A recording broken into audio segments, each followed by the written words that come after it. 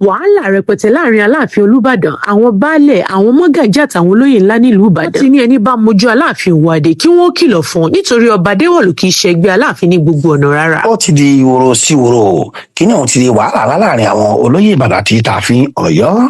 Ṣèbí lánàá Monday ọjọ́ Ajé náà ní ìṣẹ̀lẹ̀ kan ṣẹlẹ̀ níbi tí Aláàfin ikú bàbá yèyé ti náwó sí Olúbàdàn ilẹ̀ Ìbàdàn, níbi tí olórí gbogbo ọba aláyé nílẹ̀ Ìbàdàn ti dé bá ọba Akeem Ọwọade àti Ṣọ̀ún Ògbómọ̀ṣọ́ kí á ti ṣọ̀hún fojú kan Olúbàdàn ní pásítọ̀ tó padà di ọba aláyé ti nàró tó sì kí baba arúgbó ẹni tí ṣe Olúbàdàn káàbọ̀ títọ̀ pàpà sì kí pẹ̀lú. Olúbàdàn ń ṣe èyí lọ́wọ́ náà ní Ọba Ọwọade fọwọ́ yọ sí bí ẹni fẹ́ gbà lọ́wọ́. Bẹ́ẹ̀ orí ìjókòó ni Aláàfin wà, ṣùgbọ́n dípò kí gómìnà tẹ́lẹ̀ nípínlẹ̀ Ọ̀yọ́ ẹni tó tún ti ṣe sínátọ̀ rí ó gba Aláàfin ikú bàbá yèyé lọ́wọ́. Níṣe ni Olúbàdàn jókòó jẹ tí ò ṣe bí ẹni rí Aláàfin Ọ̀yọ́ níkàlẹ̀. Fídíò tí àwọn èèyàn rí nìyẹn ní ariwo ńlá bá sọ, bẹ́ẹ̀ làwọn olóyè ilẹ̀ Ìbàdàn náà ti jáde tán. Wọ́n ní ẹni bá mọ Aláàfin Ọ̀yọ́ rí kó tètè kí ọba aláyé yìí nílọ̀ dáadáa. Nítorí kábíyèsí àwọn ọba Abdulrasheed Adéwọ̀lú Ládọjà, olórí gbogbo ọba aládé nílẹ̀ Ìbàdàn, kì í ṣe ẹni àrífín. Kí Aláàfin Ọ̀yọ́ ọba Abdulhakeem ọmọláwà ní agogo ìjọ ṣe pẹ̀lẹ́. Tó bá ń bá aláràfà tí wọ́n jọ ń ṣe ìfàǹfà, tó ń bá ajéròfà tí wọ́n ń jàjẹ́ ìmí jù ọ́ kò jù mí. Kí ọmọ Adéròmú má ṣe gbérú ẹ̀ délé Ìbàdàn lọ́dọ̀ Adéwọ̀lú Ládọjà. Nítorí àwọn ṣetán láti kọ ẹ̀gbin òun ìwọ̀síkíwọ̀sí tó bá fẹ́ ta lẹ́ni tí í ṣe olórí gbogbo àwọn ọmọ àjòròsùn káàkiri àgbáyé. Ṣèbí nílé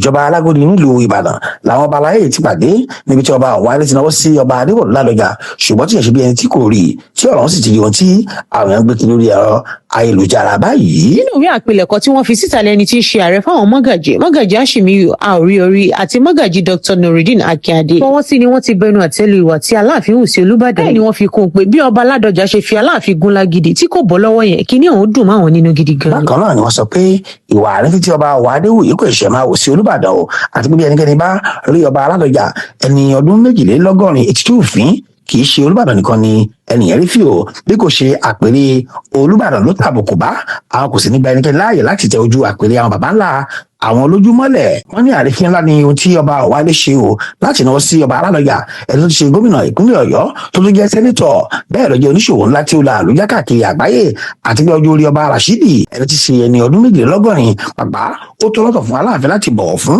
Bẹ́ẹ̀ ọba Ọwọade kéré pọ̀ sí Olúbàdàn o, ohun tó sì yẹ Aláàfin ni ọ̀wọ̀ àti àpọ́nlé ńlá olóyè kí ó bù fún ọba náà dípò ìwà àrífín àti àìlójútì tó ṣe sí i. Àwọn olóyè ilẹ̀ Ìbàdàn ti sọ pé kí àwọn tó bá mọ ọba láyé yóò ti lè kìlọ̀ fún o, àti pé tí ó bá tó dá ọṣọrú ẹ̀ ṣòro àwọn yóò kàn lábùkù ńlá, nítorí kò sí nínú ìtàn wípé Ìbàdàn ṣerú ààfin Ọ̀yọ́ eléré bẹ́ẹ̀ Ìbàdàn mèsì àwọn kì í ṣe àgọ́ o, kẹ́nikẹ́ni má ṣe yẹpẹrẹ ọba Adéwọ̀lú Ládọjà ẹni tí ṣe olórí gbogbo ọmọ àjòròsùn káàkiri àgbáyé.